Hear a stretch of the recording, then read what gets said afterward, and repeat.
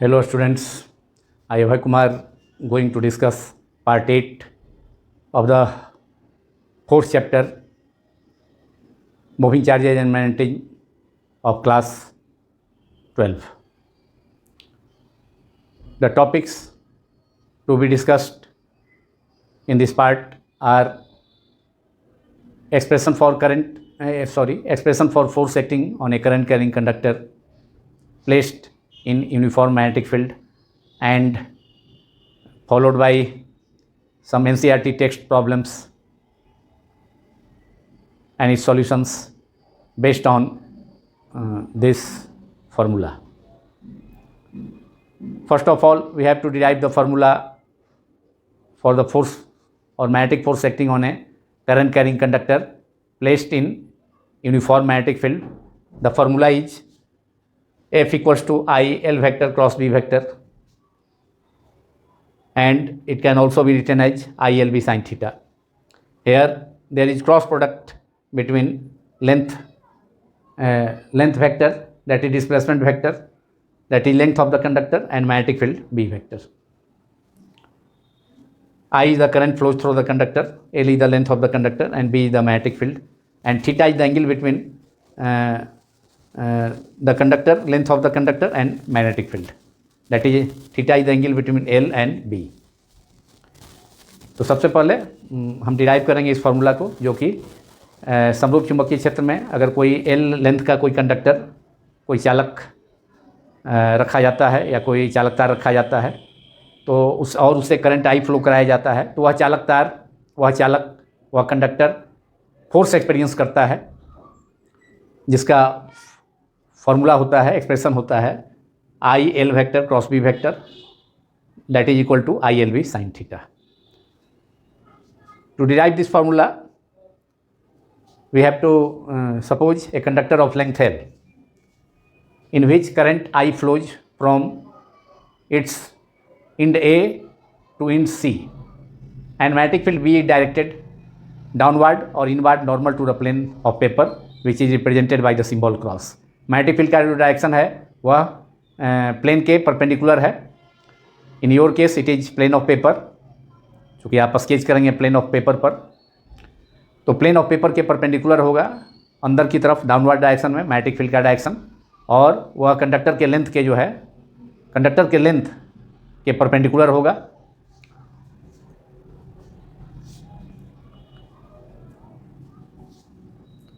Suppose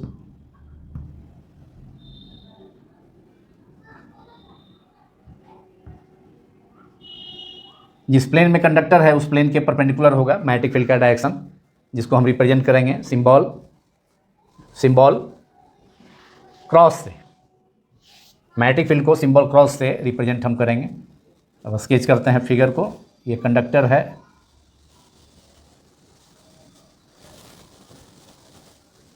AC is the conductor of length L, और इसमें current जो फ्लो कर रहा है वो I है, और मैग्नेटिक फील्ड जो है वह कंडक्टर के प्लेन के परपेंडिकुलर इनवर्ड नॉर्मल है, शो किया जा रहा है inward normal to the plane of paper, which is represented by the symbol cross. Magnetic field के डायरेक्शन को क्रॉस के द्वारा रिप्रेजेंट किया गया है, जो कि प्लेन के नॉर्मल अंदर की ओर या डाउनवर्ड डायरेक्शन को रिप्रेजेंट करता है. मैग्नेटिक फील्ड का सिंबल दो होता है, एक क्रॉस, दूसरा डॉट. तो डॉट जो सिंबल होता है और मैग्नेटिक फील्ड के डायरेक्शन को प्लेन के परपेंडिकुलर बाहर की तरफ और इन आउटवर्ड डायरेक्शन और अपवर्ड डायरेक्शन में रिप्रेजेंट करता है, जबकि क्रॉस मैग्नेटिक फील्ड के डायरेक्शन को प्लेन के परपेंडिकुलर इनवर्ड डायरेक्शन में या डाउनवर्ड डायरेक्शन में रिप्रेजेंट करता है. और ये जो फील्ड है, ये कंडक्टर के अराउंड ये यूनिफॉर्म फील्ड है, हर जगह मैग्नेटिक फील्ड का जो वैल्यू है वह सेम है. और इसमें कंडक्टर रखा हुआ है यूनिफॉर्म मैग्नेटिक फील्ड B में, और कंडक्टर का लेंथ L है, पूरा जो लेंथ है यहाँ से A से लेकर C, AC नेम दिए हैं कंडक्टर का, और इंटायर कंडक्टर का जो लेंथ है वह L है, और करंट I फ्लो कर रहा है. You know that electric current is the assembly of electric charges. Current जो है इलेक्ट्रिक चार्ज से कंस्टिट्यूट होता है, या कह सकते हैं इलेक्ट्रॉन के इलेक्ट्रॉन जो नेगेटिव चार्ज है उससे कंस्टिट्यूट होता है।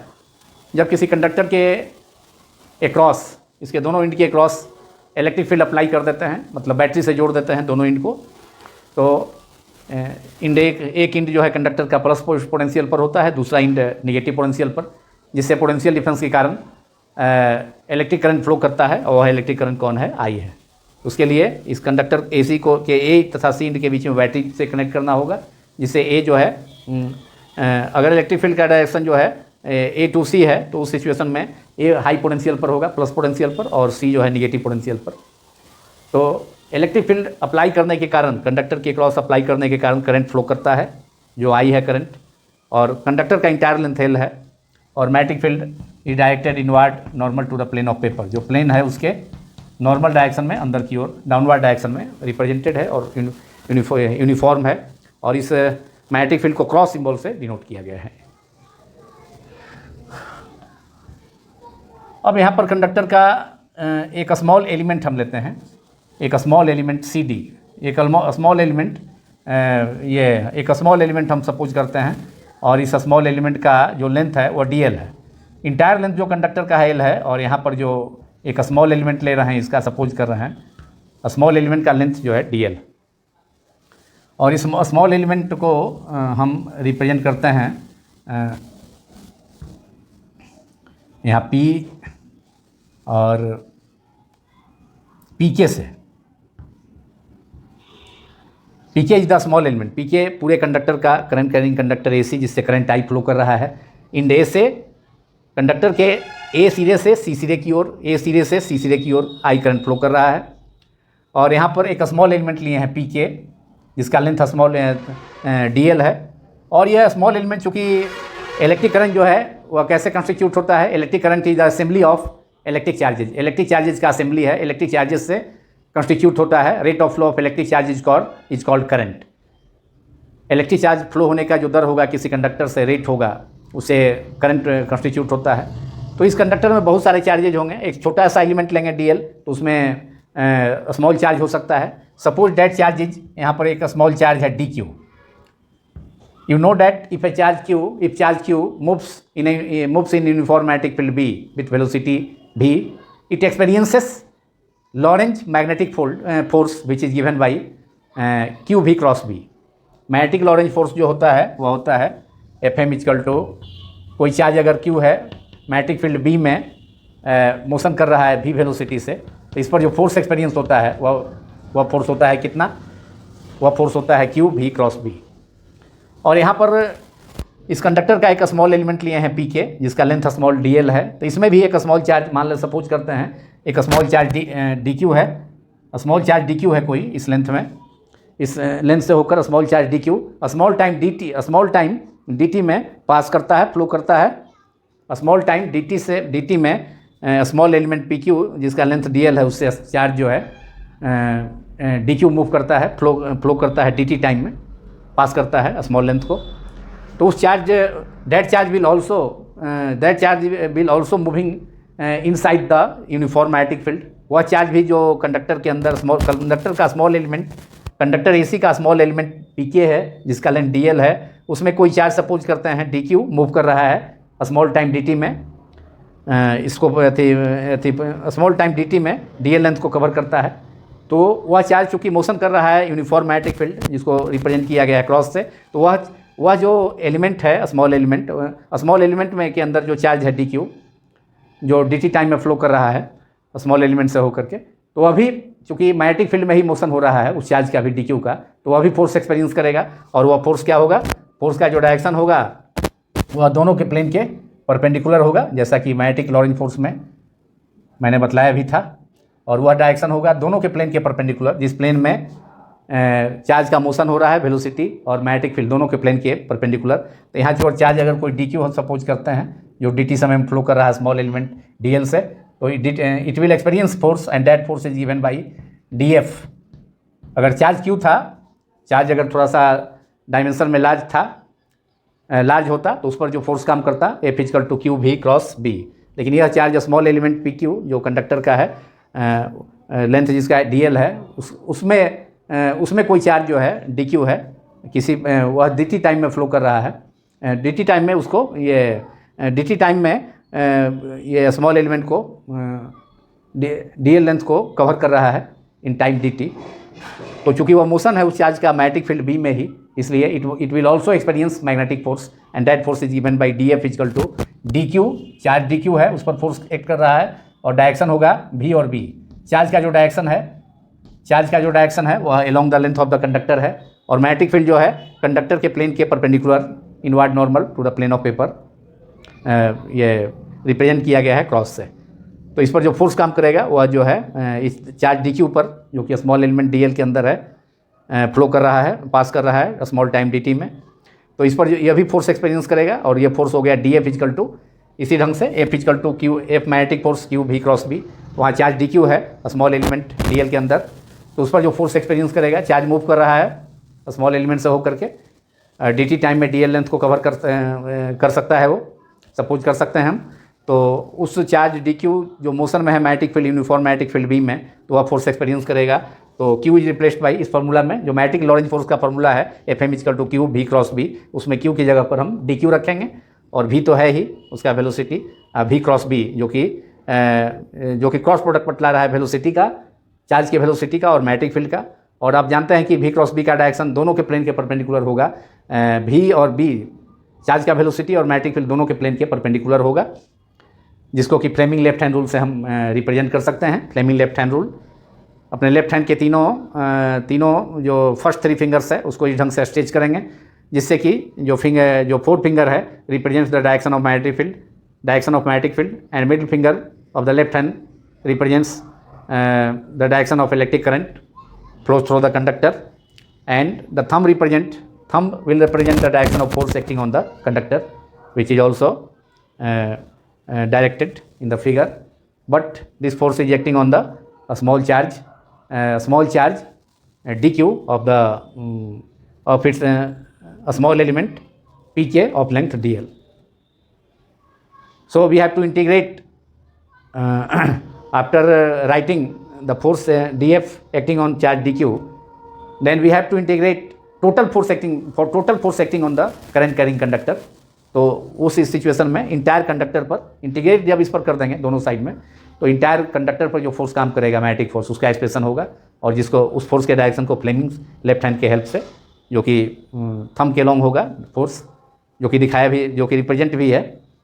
तो फ्लेमिंग लेफ्ट हैंड रूल से करंट कैरिंग कंडक्टर पर कितना फोर्स एक्सपीरियंस होगा, कि फोर्स किस डायरेक्शन में एक्सपीरियंस होगा, उसको हम रिप्रेजेंट कर सकते हैं। तो फर्स्ट ऑफ ऑल, अब now we have to force acting on the small charge dq inside the small element pk of the conductor is df equal to dq v cross b। और यहाँ magnetic field को हमने represent किया है figure में, downward normal to the plane of paper which is directed in the plane perpendicular to the plane in which conductor is situated, current carrying conductor is situated, उसके plane के perpendicular inward direction में, downward direction में magnetic field को show किया गया है। So we have to using the formula for magnetic Lorentz force acting on charge q which moves with velocity v inside the magnetic field b is given by Fm equal to q v cross b। जो magnetic Lorentz force q charge जिसका v velocity से move कर रहा है uniform magnetic field b में, उस पर force act करेगा Fm equal to q v cross b। इसी का यूज करेंगे हम इस स्मॉल एलिमेंट जो कंडक्टर का है, इसी का स्मॉल एलिमेंट pk जिसका लेंथ dl है। इसमें अगर कोई चार्ज dq प्रेजेंट है, किसी टाइम कोई इंस्टेंटेनियस चार्ज है dt टाइम पर, तो dq चार्ज है, तो उस पर जो फोर्स एक्ट करेगा dF equal to dq v cross b using the formula for magnetic Lorentz force. तो ये फोर्स का एक्सप्रेशन हो गया। फोर्स का कितना काम करेगा, magnetic Lorentz force acting on the charge small dq, तो magnetic Lorentz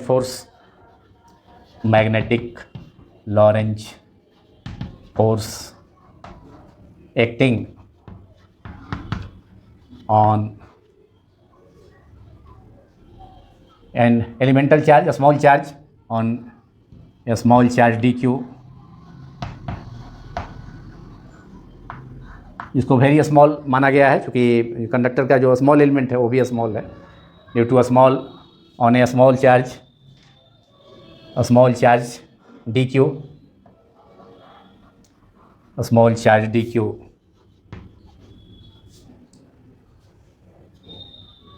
of the small element of the conductor, a small element pk है जिसका लेंथ dl है, a small element pk है जिसका लेंथ आप मान लें लेंथ इक्वल टू dl, इसका लेंथ इक्वल टू dl है स्मॉल एलिमेंट का, inside the magnetic field, in the uniform magnetic field B,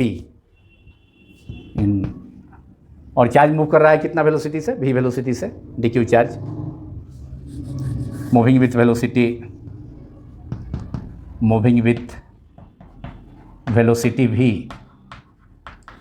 v velocity से मूव कर रहा है अगर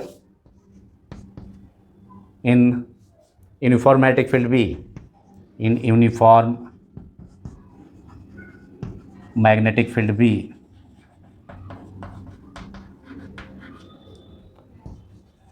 B is given by df,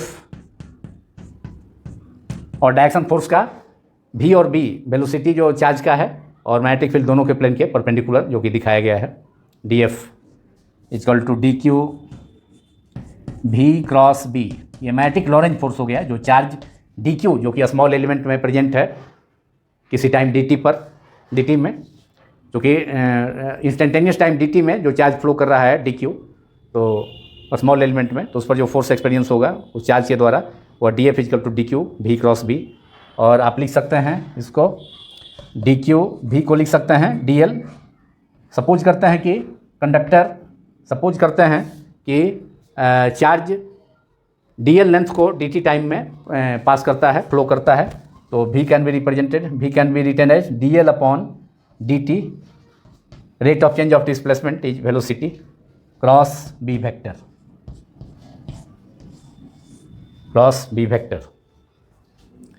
and dt can be taken outside the bracket, dq upon dt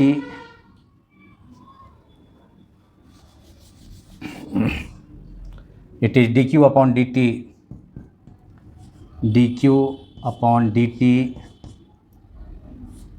dl cross b, dl vector cross b vector, जो dt है उसको bracket के बाहर लाया जा सकता है, तो dq upon dt into dl cross b vector, तो ये जो है फोर्स काम किया स्मॉल चार्ज dq जो कि प्रेजेंट है स्मॉल एलिमेंट जो करंट कैरिंग कंडक्टर है AC का स्मॉल एलिमेंट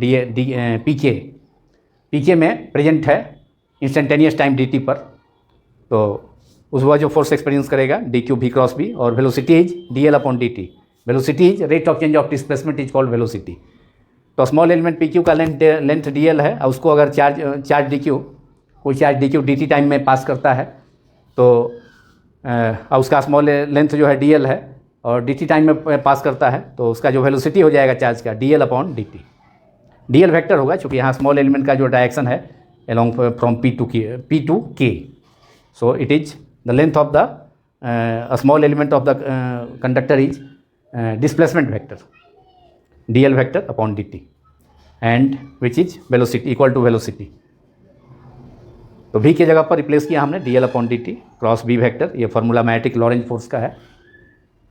कोई चार्ज q अगर मैग्नेटिक फील्ड b में मूव करता है v वेलोसिटी से, तो उस पर फोर्स काम करता है q v क्रॉस b, यहाँ स्मॉल चार्ज dq है जो कि स्मॉल एलिमेंट कंडक्टर का स्मॉल एलिमेंट pk के अंदर मौजूद है, प्रेजेंट है, उसमें मोशन कर रहा है dt टाइम में, dl लेंथ को स्मॉल एलिमेंट dl को कवर कर रहा है, तो वेलोसिटी हो जाएगा उस चार्ज का वेलोसिटी हो जाएगा dl अपॉन dt, क्योंकि वह चार्ज dl लेंथ को pq को स्मॉल एलिमेंट को dt टाइम में पास करता है, फ्लो करता है, so velocity of the charge is dl upon dt।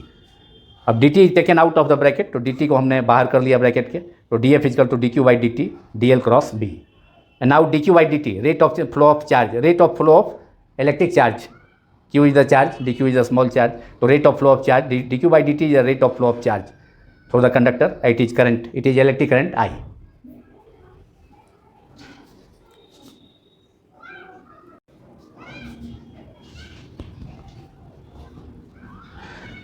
Now df can be written as I dl cross b, where dq by dt, that is rate of flow of electric charge through a conductor is electric current.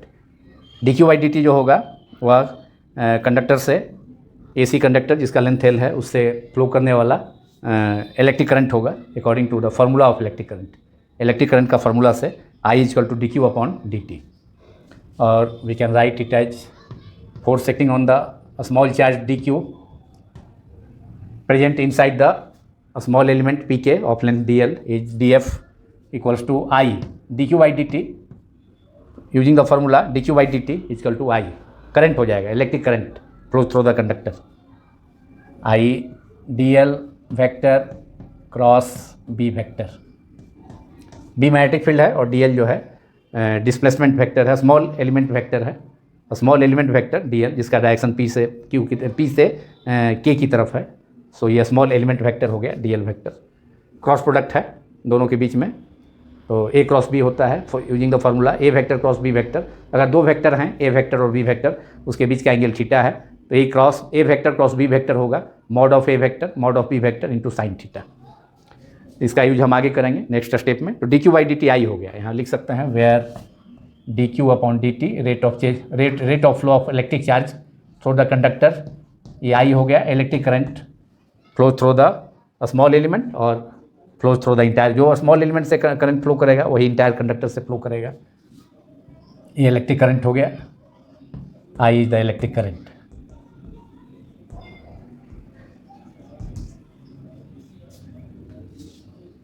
This is equation, it can be taken as equation. वो first उसको मान लेंगे df equal to dq and v cross b. इसको equation 2 हम suppose करते हैं. ये force का एक्सप्रेशन निकल गया, लेकिन केवल स्मॉल एलिमेंट जो dl लेंथ का है उसमें चार्ज, स्मॉल चार्ज अगर dq प्रेजेंट है तो उस पर फोर्स है आपको, लेकिन हमें निकालना है टोटल कंडक्टर पर कितना फोर्स काम करेगा. तो टोटल कंडक्टर में तो बहुत सारे चार्जेज होंगे, तो उन सभी चार्जेज पर इसको बहुत से छोटे छोटे लेंथ का हम सपोज कर सकते हैं कंडक्टर को बहुत से छोटे छोटे लेंथ से, बहुत से छोटे छोटे स्मॉल एलिमेंट से कंस्टिट्यूटेड मान सकते हैं पूरे कंडक्टर को. तो उसमें जो प्रत्येक जो लेंथ है, प्रत्येक स्मॉल एलिमेंट है उसमें स्मॉल चार्ज होगा.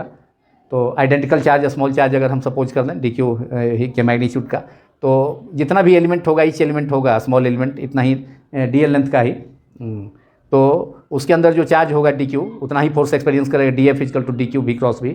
तो सबको सम कर देंगे तो जितना भी कंडक्टर के में स्मॉल एलिमेंट होगा उसमें जितना भी चार्ज प्रेजेंट होगा उस पर एक्ट करने वाला, उस पर क्रियाशील टोटल फोर्स निकल जाएगा.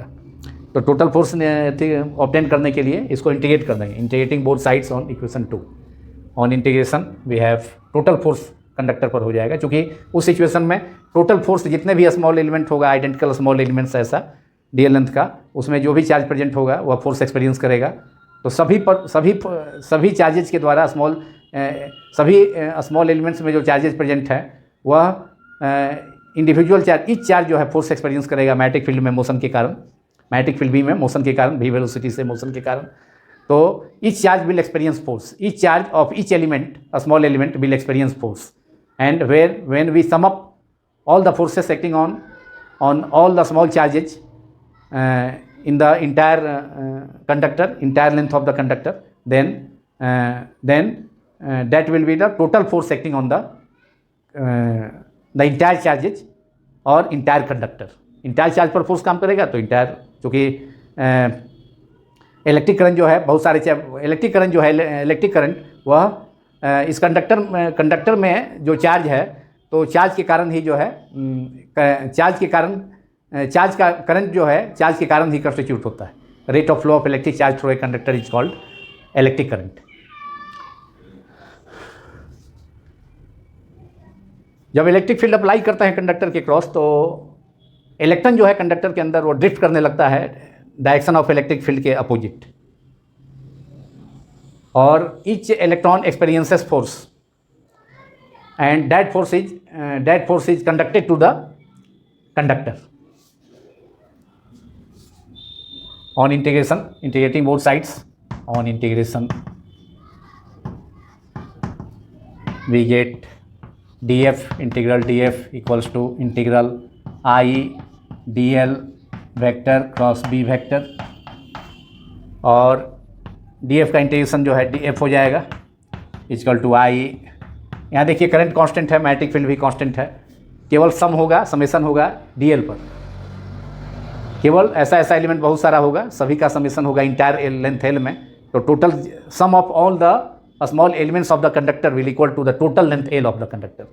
बहुत सारा डी एल बहुत सारा होगा, तो सबका सम जो हो जाएगा कंडक्टर का लेंथ हो जाएगा, तो डी एल का पर ही इंटीग्रेशन यहाँ अप्लाई होगा। आई करंट आई और मैग्नेटिक फील्ड भी तो कांस्टेंट है, तो अब ये हो गया इंटीग्रल आई, केवल इस पर सम अप होगा डी एल पर, तो एल हो गया total length of the conductor,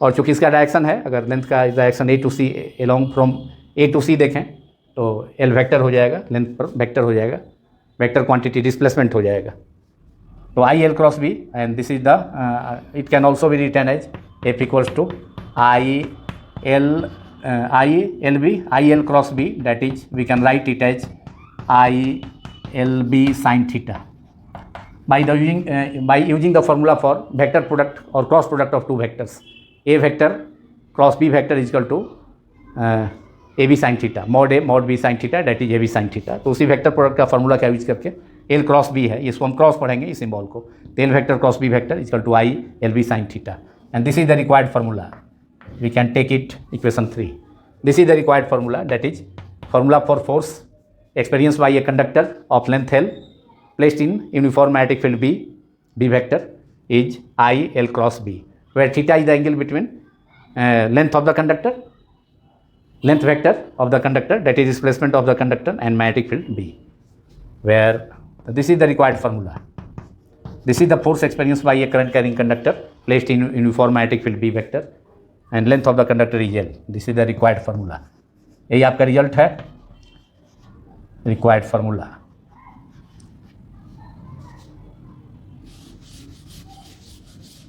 where theta is the angle between, where theta हो गया angle between length of the conductor and direction of magnetic field B, angle between L vector and B vector।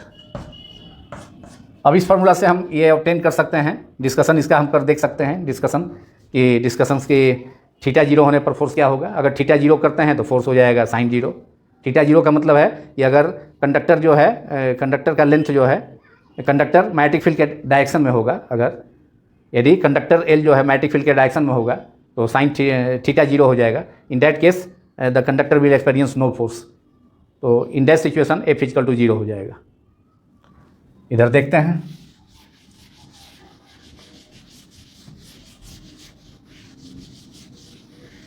तो first case लेते हैं, special case इस formula से, इस formula का first case लेते हैं। फर्स्ट केस है if theta is equal to zero, that is L parallel to B, if L जो है पैरेलल होगा बी वेक्टर के, length of the conductor is parallel to is along the direction of magnetic field, then we have theta is equal to zero, and so equation 3 becomes, equation 3 from equation 3 we have, from equation 3 we have F force experienced by the conductor, F is equal to I L B sin 0 degree, sin 0 is equal to 0, that is total term ही 0 हो जाएगा क्योंकि sin 0 degree is equal to 0। तो in that case the conductor, current carrying conductor will experience no force if length of the conductor is along the direction of magnetic field or length of the conductor is parallel to the direction of magnetic field। तो वह conductor जो magnetic field, uniform magnetic field B में रखा हुआ है, कोई force experience नहीं करेगा अगर कंडक्टर का जो लेंथ है वह मैग्नेटिक फील्ड बी वेक्टर के डायरेक्शन के लॉन्ग हो, या कंडक्टर जो है का लेंथ मैग्नेटिक फील्ड के पैरेलल हो, समानांतर हो, तो उस सिचुएशन में थीटा जीरो होगा। तो फॉर्मूला 3 में हमने साइन जीरो कर दिया, sine 0 degree equal to zero, that is I L B into zero, that is zero. तो the conductor will experience no force and in that case, तो उस सिचुएशन में जब कंडक्टर का लेंथ मैग्नेटिक फील्ड के along होगा या parallel होगा, तो उस सिचुएशन में कंडक्टर, करंट कैरिंग कंडक्टर, जिस कंडक्टर से करंट फ्लो कर रहा है वह कोई फोर्स एक्सपीरियंस नहीं करेगा, उस पर कोई फोर्स का अनुभव, कोई चुंबकीय बल का, कोई मैग्नेटिक फोर्स का एक्सपीरियंस वो नहीं करेगा। And in second case we can case 2 इस डिस्कशन का, इस फॉर्मूला को हम दो केस में देख रहे हैं। If theta is equal to 90 degree, that is L perpendicular to L vector, length of the conductor is perpendicular to B vector. तो उस सिचुएशन में थीटा 90 होगा, और थीटा 90 का मतलब है from equation 3 becomes we get equation 3 becomes या और from equation 3 we get F equals to force experience by the conductor and force will be maximum in that case ILV sin 90, और sin 90 का value maximum होता है, और maximum value sin 90 का कितना होता है 1। तो ILV केवल हो जाएगा, दिस इज केवल ILV and this is the maximum force. ये जो फोर्स होगा F इक्वल टू ILV, ये मैक्सिमम फोर्स हो जाएगा, दैट इज F मैक्स। और ये तब होगा जब कंडक्टर मैग्नेटिक फील्ड के डायरेक्शन के परपेंडिकुलर रखा जाए। तो उस सिचुएशन में that current carrying conductor will experience maximum force. जब कंडक्टर को मैग्नेटिक फील्ड बी के डायरेक्शन के परपेंडिकुलर रखा जाएगा 90 पर, तो वह एल लेंथ का जो कंडक्टर है वह मैक्सिमम फोर्स का एक्सपीरियंस करेगा, that is F equal to ILV is the maximum force acting by the current carrying conductor of length L when it is placed in magnetic field B।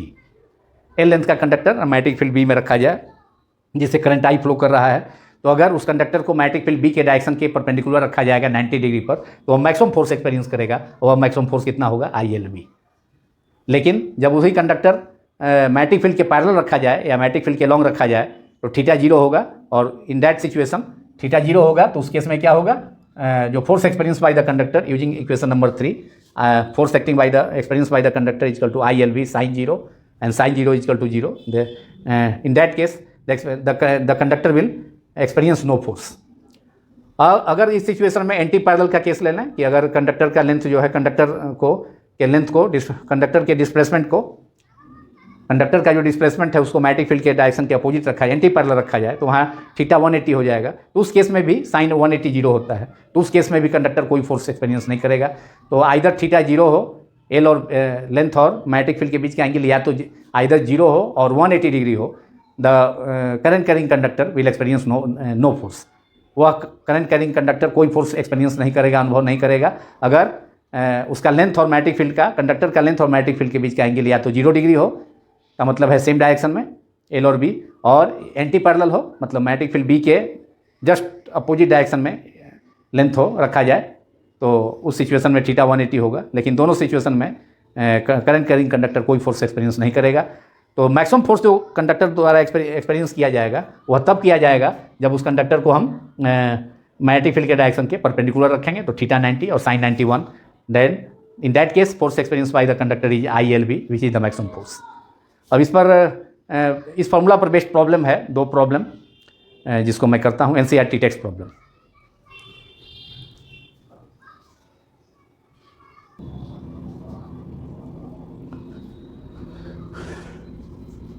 Now solutions to NCERT text problems based on the formula F equal to ILV sin theta. जो भी formula हमने derive किया उस पर based दो problems है NCERT text book का, उसको मैं सॉल्व करने जा रहा हूँ।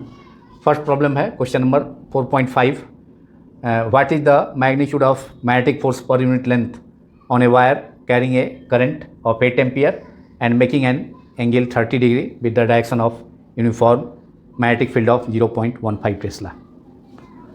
और इसके पहले का जो 4.1 प्रॉब्लम है, 4.1, 4.2, 4.3, ये प्रॉब्लम भी मैं पिछला जो पार्ट्स है इस चैप्टर का, उसमें मैं सॉल्व कर चुका हूँ। अब ये इस प्रॉब्लम को सॉल्व करता हूँ। Magnitude of magnetic force per unit length on a wire carrying a current 8 ampere है and making an angle of 30 degree with the direction of magnetic field B. इधर मान लेते हैं कि direction of magnetic field B है, B vector, जिसका magnitude दिया हुआ है 0.8 Tesla.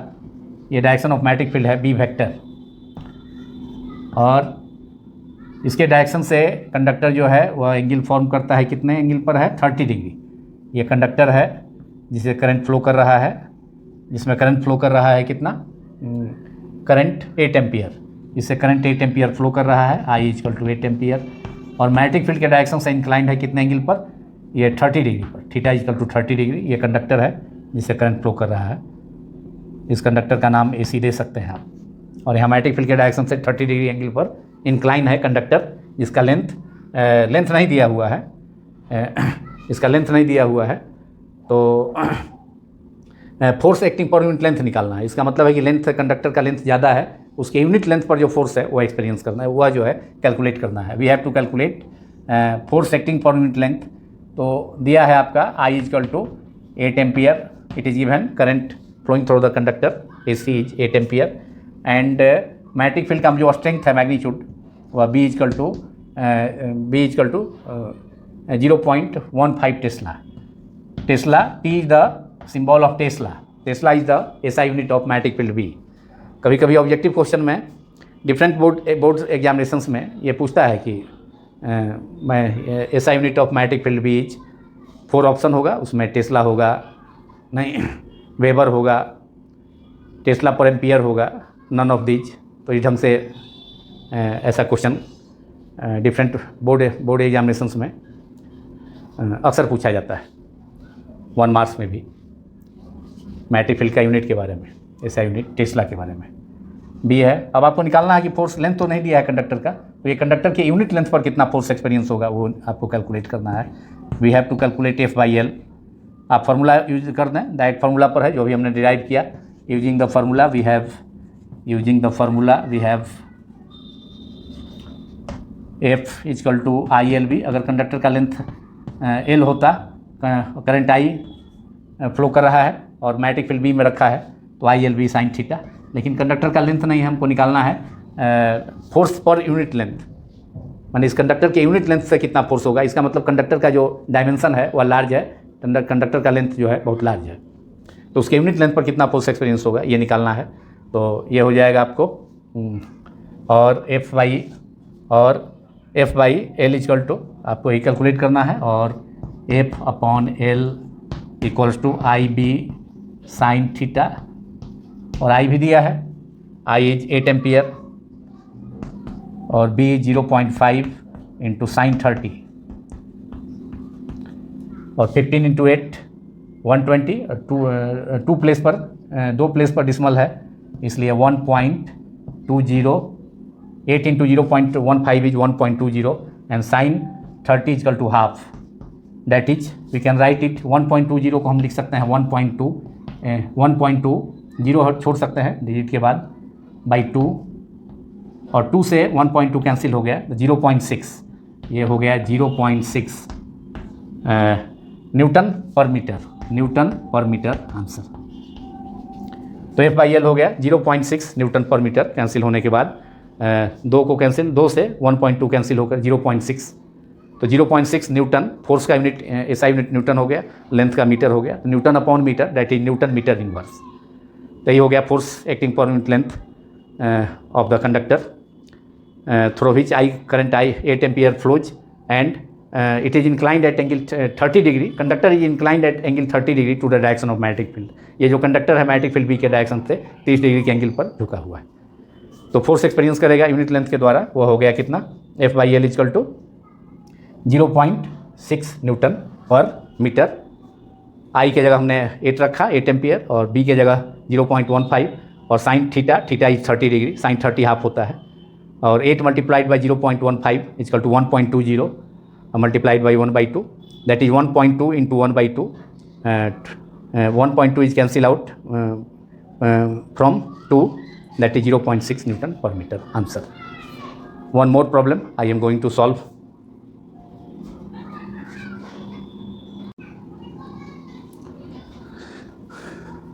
Now problem number 4.6, which is the last problem as well of this part 8. The problem is a 3 centimeter wire carrying a current of 10 ampere is placed inside a solenoid. Solenoid के अंदर रखा गया है, solenoid, ये solenoid इस ढंग का होता है, कॉइल है सोलेनॉइड, इसमें बहुत सारा टर्न होता है, इससे करंट I फ्लो कर सकता है एक इंच से, दूसरे इंच से बाहर निकल सकता है। तो इसमें एक कंडक्टर को रखा हुआ है, वायर को रखा है, 3 सेंटीमीटर लेंथ का वायर को इसमें रखा है, इसके एक्सिस के कैसे रखा है, perpendicular to its axis. Solenoid का जो एक्सिस है उसके परपेंडिकुलर एक कंडक्टर को रखा है जिसमें करंट फ्लो कर रहा है, कितना करंट फ्लो कर रहा है, ये इसमें करंट फ्लो कर रहा है 10 एम्पियर का उस कंडक्टर से होकर, उस वायर से होकर के। जिस वायर को सोलेनॉइड के अंदर रखा हुआ है इसके एक्सिस के परपेंडिकुलर, उससे करंट 10 एम्पियर का फ्लो कर रहा है। और उस वायर का लेंथ जो है वह कितना है, लेंथ है उस वायर का 3 सेंटीमीटर। और मैग्नेटिक फील्ड जो सेटअप हो रहा है inside a solenoid is, current के कारण, करंट फ्लो करने के कारण, आप जानते हैं कि करंट कैरिंग कंडक्टर से जब करंट फ्लो करता है फ्लो तो मैग्नेटिक फील्ड सेटअप होता है।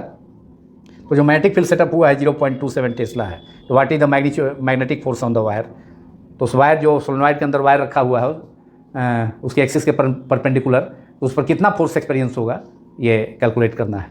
तो using the formula we have given L equal to 3.0 cm, that is 3 into 10 to the power 3/100 metre में कन्वर्ट कर लेते हैं। तो that is 3 into 10 to power -2 metre. 100 means 10 square, ऊपर चला गया तो 10 टू पावर -2 हो गया। और करंट जो फ्लो कर रहा है उस वायर से जो कि सोलेनॉइड के अंदर रखा हुआ है उसके एक्सिस के परपेंडिकुलर, तो करंट फ्लो कर रहा है I इक्वल टू 10 एम्पियर। और मैग्नेटिक फील्ड जो वायर से करंट फ्लो करने के कारण जो सेटअप हुआ B इक्वल टू 0.27 टेस्ला। और चूँकि कंडक्टर वायर का जो लेंथ है वह उसके एक्सिस के मैग्नेटिक फील्ड के theta equal to magnetic field के एक्सिस के क्या है, परपेंडिकुलर है। और मैग्नेटिक फील्ड का जो डायरेक्शन होता है वह एलोंग द सोलेनॉइड के अंदर जो मैग्नेटिक फील्ड सेटअप होता है तो उसका डायरेक्शन होता है उसका जो डायरेक्शन होता है उसके एक्सिस के एलोंग होता है। उसका डायरेक्शन जो होगा उसके एक्सिस के एलोंग होगा।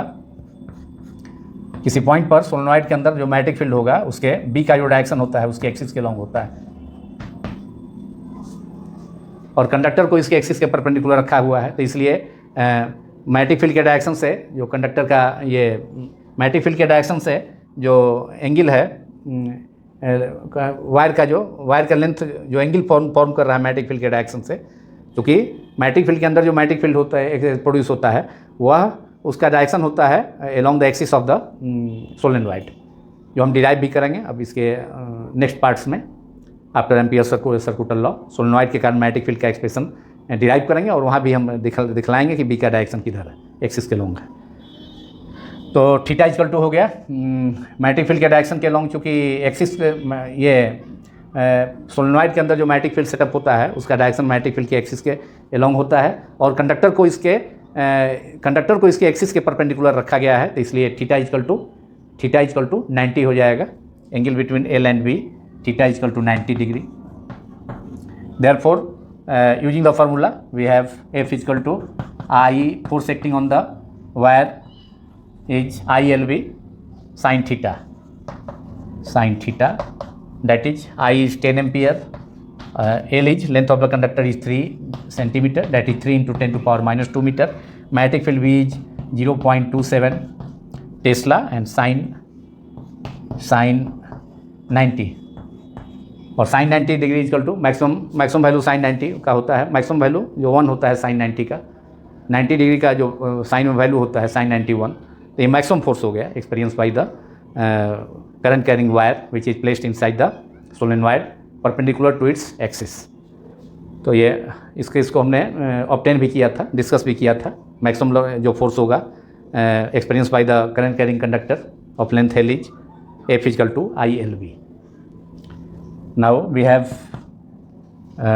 10 into 3 30 or multiplied by 0.27, that is 810 10 into 3 30 multiplied by 27, so that is 27 into 3 27 into 3 is 81 और एक जीरो भी था 30 था और दो प्लेस पर डिसमल है तो 8.1 हो जाएगा। 8.10 multiplied by 10 to the power -2 और sin 91 हो गया, that is 8.1 multiplied by 10 to the power -2 tesla, sorry newton. Force हमको कैलकुलेट करना था। मैग्नेटिक फील्ड का यूनिट टेस्ला होता है लेकिन फोर्स का यूनिट ऐसा यूनिट न्यूटन होता है, newton. This is answer of this problem. F equal to force experience by the current carrying wire is 8.1 into 10 to the power -2 Newton after multiplying these factors। तो ये problem, ये part समाप्त होता है। और force का जो डायरेक्शन होगा वह दोनों के प्लेन के perpendicular, Fleming left hand rule से भी हो सकता है। एल का मैग्नेटिक फील्ड और मैग्नेटिक फील्ड का जो फोर्स का डायरेक्शन होगा वह लेंथ और मैग्नेटिक फील्ड दोनों के लेंथ कहें या करंट कहें और मैग्नेटिक फील्ड भी दोनों के डायरेक्शन के परपेंडिकुलर होगा, क्योंकि करंट कंडक्टर का जो लेंथ है उसी के अलॉन्ग जो है लेंथ के अलॉन्ग ही करंट फ्लो कर रहा है उस वायर से। तो ये इसका आंसर हो गया F = 8.1 × 10⁻²2 newton force acting on the magnetic force acting on the wire which is kept inside the solenoid perpendicular to its axis. तो पार्ट 8 इसी प्रॉब्लम के साथ पार्ट 8 समाप्त होता है।